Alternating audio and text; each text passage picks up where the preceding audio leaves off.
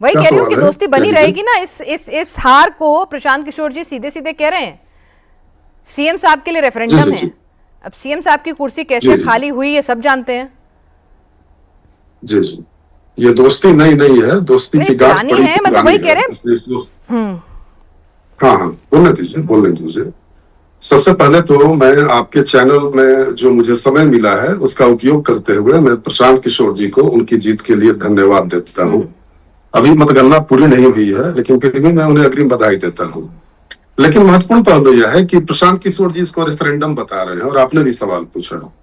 2025 के विधानसभा चुनाव में 238 सीटों पर प्रशांत किशोर जी की भारी पराजय हुई। 4 बाई इलेक्शन में उनकी भारी पराजय हुई। तो क्या वो प्रशांत किशोर के खिलाफ बिहार की जनता का रिफरेंडम नहीं था?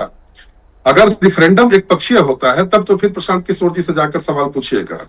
कोई रिफरेंडम एक पक्षीय कैसे हो सकता है? और ये सम्राट सरकार के खिलाफ यदि रेफरेंडम है तो दो चुनाव में बिहार की जनता ने आपको बुरी तरह खारिज किया। क्या वो आपके खिलाफ का रिफरेंडम नहीं था? नीतीश सरकार थी ना, मैं वही कह रही हूँ, वो नीतीश सरकार थी। भाई सम्राट जी जब से कुर्सी पर बैठे हैं उसके बाद की बात कर रही हूं मैं। नहीं ठीक है, तो एक बाई इलेक्शन किसी स्थापित सरकार के विरुद्ध जनादेश कैसे हो सकता है? बिल्कुल नहीं हो सकता सर, लेकिन ये बता दीजिए ना, बिल्कुल एक सीट जो बीजेपी की परंपरागत सीट रही है, जहां पर कास्ट कॉम्बिनेशन आपके फेवर में है, जो सीट आपके राष्ट्रीय अध्यक्ष के जाने से खाली हुई है, जाहिर सी बात है उन्होंने भी अपनी पूरी ताकत झोंकी होगी। ठीक है, सब कुछ तो फेवर में था। अगर तब भी जिस प्रशांत किशोर को 7-8 महीने पहले बिहार की जनता ने बुरी तरह से नकार दिया था, वो उन्हें हाथों हाथ लेते हैं जहां सारे सब कुछ आपके फेवर में है, तो इसको भी सोचना पड़ेगा ना नवल शर्मा जी। बिल्कुल, आपसे अपेक्षा है कि थोड़ा गंभीर विमर्श हम लोग करेंगे, और आप एक ही बार सारा सवाल पूछ लीजिए। बीच में मैं आपके प्रत्येक सवाल का सिलसिलेवार जवाब दे रहा हूँ। यह कोई आम चुनाव नहीं था, बल्कि एक बाई इलेक्शन था, और कोई भी बाई इलेक्शन पूरे राज्य के मतदाताओं के मिजाज को कभी स्पष्ट नहीं करता है। जो बाई इलेक्शन होते हैं वो स्थानीय कारणों से, कई सारे कारण होते हैं जो प्रभावी भूमिका अदा करते हैं। अभी सम्राट चौधरी जी के बारे में जिस तरह की बातें प्रशांत किशोर जी बोल रहे थे कि सम्राट चौधरी जी को हटाकर किसी काबिल व्यक्ति को मुख्यमंत्री बनाइए, पता नहीं आप कितनी सहमत हैं, लेकिन जो मेरी जानकारी है, लोकतांत्रिक जानकारी है, वो ये है कि लोकतंत्र में किसी भी नेता की वैधता या अवैधता का फैसला जनमत से होता है और जनादेश से होता है। अगर कोई व्यक्ति दूसरे को काबिलियत का सर्टिफिकेट बांट रहा है और बोल रहा है कि किसी काबिल को बनाइए, इसका मतलब कि दुनिया का सबसे बड़ा काबिल व्यक्ति वही है जो काबिलियत का सीएनएफ लेकर बैठा हुआ है, एजेंसी लेकर बैठा हुआ है काबिलियत का। मैं इस विवाद में नहीं पड़ना चाहूंगा। महत्वपूर्ण पहलू यह है कि हाँ, अगर हार हुई है तो इसके वजहों की तलाश होगी। हम आत्ममंथन करेंगे और पुनः दुगनी मजबूती के साथ आम जनता के बीच में जाएंगे, क्योंकि हमारे पास एक विरासत है, उपलब्धियों की विरासत है।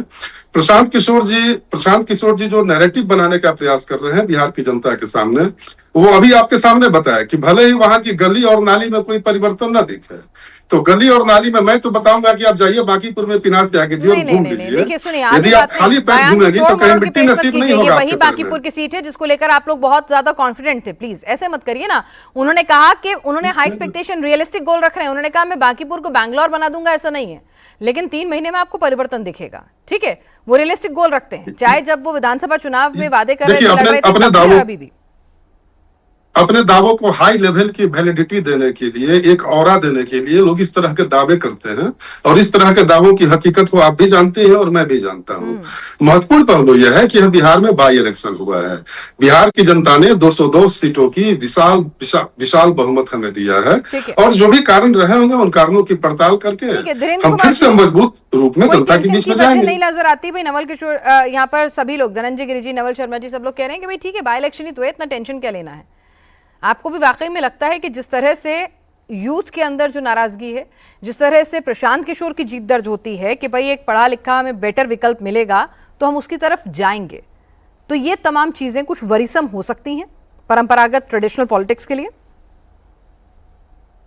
पिनाक जी, सबसे पहले तो मैं देखिए जो जनादेश मिला है उसको श्रीधार करता हूं, और 3 दशकों से वो जनादेश हम लोगों को मिलता रहा है, तो उसके लिए वहां के लोगों का आभार, और जो उन्होंने अपनी नया जनादेश प्रतिनिधित्व दिया है प्रशांत जी को, उन्हें शुभकामना देता हूं कि उनकी जनआकांक्षाओं को आगे लेकर के आए। बांकीपुर की जनता ने आज इतना जरूर है कि ईवीएम को आरोप मुक्त कर दिया, बाइज्जत बरी कर दिया है। आज चैन की नींद ईवीएम सोएगा। चलिए, ईवीएम भी आई गई। पाकीपुर की जनता ने आज बहुत बड़ी चीज की है। मैं ये नहीं कह रहा हूं, और विपक्ष में भी आने वाला व्यक्ति को एनडीए के विकास वाले जो मॉडल हैं, बात अब उसी पर होगी। राष्ट्रीय जनता दल के जात पात वाली बात पर अब चुनाव नहीं हो सकता है। सरकार में आने के लिए आपको ज्यादा मेहनत करना पड़ेगा, और स्वस्थ विपक्ष में भी बैठने की अब अनुमति बिहार वैसे ही लोगों को देगी जो विकास की बातें करे, जो तो सीएम साहब का चेहरा ठीक लग रहा है आपको इन सब खांचों में फिट होने के लिए, उनकी क्वालिफिकेशन से लेकर उनके क्रिमिनल रिकॉर्ड्स और बैकग्राउंड में जो खांचा आपने बताया कि कैसा भविष्य होना चाहिए, कैसे नेता होना चाहिए? ये तो 30-35 सालों से एनडीए की सरकार इस ना मेरा सवाल फिर से सुनिए। मैंने क्या कहा? आपने बहुत अच्छी व्याख्या की कि अब कैसी लोगों को सरकार चाहिए, कैसा सीएम चाहिए, कैसा नेता चाहिए, कैसी राजनीति चाहिए। बहुत अच्छी बात कही आपने।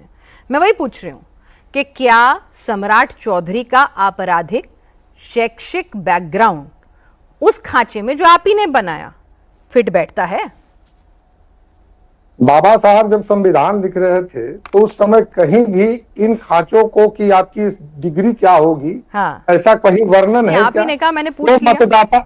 जिन मतदाताओं ने वोट कर करके जिस गठबंधन ने उनको विधायक दल का नेता बनाया, क्या एक मुझे वो सब मालूम है। मैंने आप ही की परिभाषा में पूछा, आप ही ने बताया, मैंने नहीं कहा। आपने कहा क्या भविष्य की राजनीति में पढ़े लिखे ऐसे लोग ये सब आने चाहिए, तो मैंने कहा कि आपका सीएम फिट बैठ रहा है कि नहीं? विकास के मॉडल मैंने कहा पीना जी, अच्छा, समझिए, पढ़ाई लिखाई नहीं चाहिए। विकास के मॉडल जो हमने तय किए हैं, अच्छा, बात आपको वही करनी होगी, और उस आधार पर आप विपक्ष में भी आ सकते हैं, जीत दर्ज कर सकते हैं। अब बरगला करके कोई आदमी चाहे तो राष्ट्रीय जनता दल की भाषा बोल करके विपक्ष में भी नहीं आ सकता है। और हमारे नेता आदरणीय चिराग पासवान जी जब पहली बार आए थे, तो वही तो पूछ रहे हो, चिराग पासवान जी ज्यादा पढ़े लिखे युवा है ना, आपराधिक रिकॉर्ड भी नहीं है ना, ऐसे नेता चाहिए क्या आप देश को, या फिर सम्राट चौधरी जैसे बिहार? नहीं, सम्राट चौधरी जी के साथ ही हैं चिराग पासवान जी, क्यों अलग करके देख रही हैं पीनाथ जी? ये जो भी होता है, मैं बता रहा हूं कि उन्होंने आते कहा था कि राष्ट्रीय जनता दल है कहां, जब सवाल विपक्ष के किए गए थे। तो हम तो समझते हैं कि उनका अनुभव आज मुझे समझ में आया कि राष्ट्रीय जनता दल जिस तरह की राजनीति को लेकर के बिहार में बनी हुई थी, पिछले 20 साल से दिख रही थी, आज उसका समाप्त हो गया। पूरा कहानी